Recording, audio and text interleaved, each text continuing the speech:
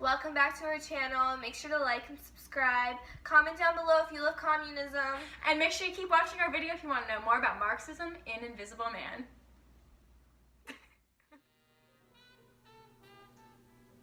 Marxism is widely based off of classes and the economic relations between them.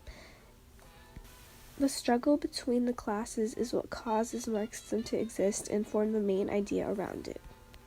Marxism became an impact in the world during 1917 in Russia, where it all started. Karl Marx's ideas were taken more seriously after World War II when communism started spreading all around. So, let's not get Marxism confused with communism. Communism is more of a political system based on Marxist ideology, while Marxism is a political ideology. It's a way of thinking and a lifestyle. The Marxist point of view is the study of the struggle between the upper middle and lower class. It's based on the oppression of the lower class by the upper class. Marxists want to get rid of the idea that the rich get richer and the poor get poorer. The overall goal is to have a classless society.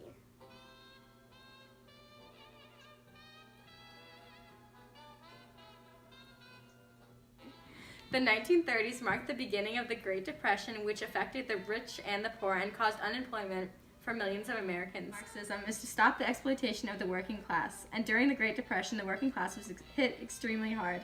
During the 30s, many Americans sought out to join the Communist Party, the Socialist Party, and the Marxist Party as a way to abolish the different social classes. Although not extremely relevant in American culture, Marxism did play an important role in influencing American authors such as Richard Wright and Ralph Ellison.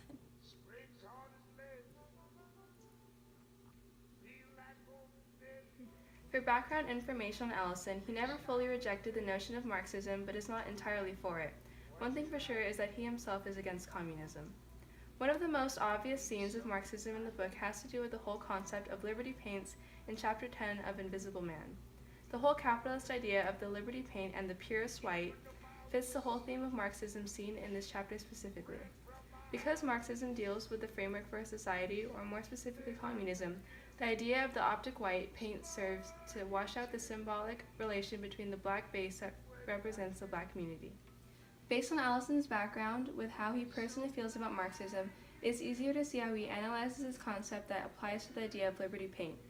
Other than this chapter, basically the whole notion of how the blackness of the paint as well as the community is rendered invisible to the caste system, with white supremacy obviously on top, is a clear illustration of Marxist imagery that identifies the levels of the class system between whites and blacks in Invisible Man.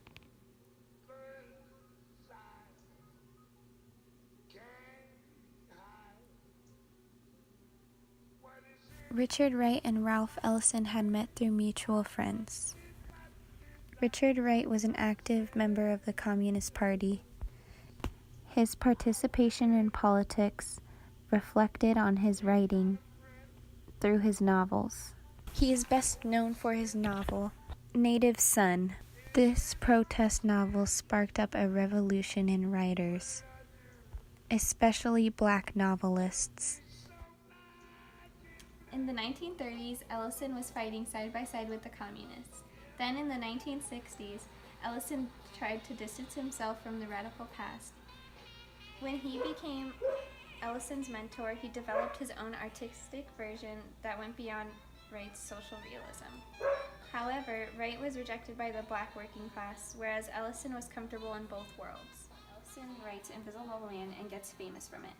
When they last see each other, Wright states that he's been betrayed by Ellison. In the end, they had both accomplished becoming successful black writers. Thanks for watching, guys. Make sure to give this video a thumbs up. Comment down below if you love communism.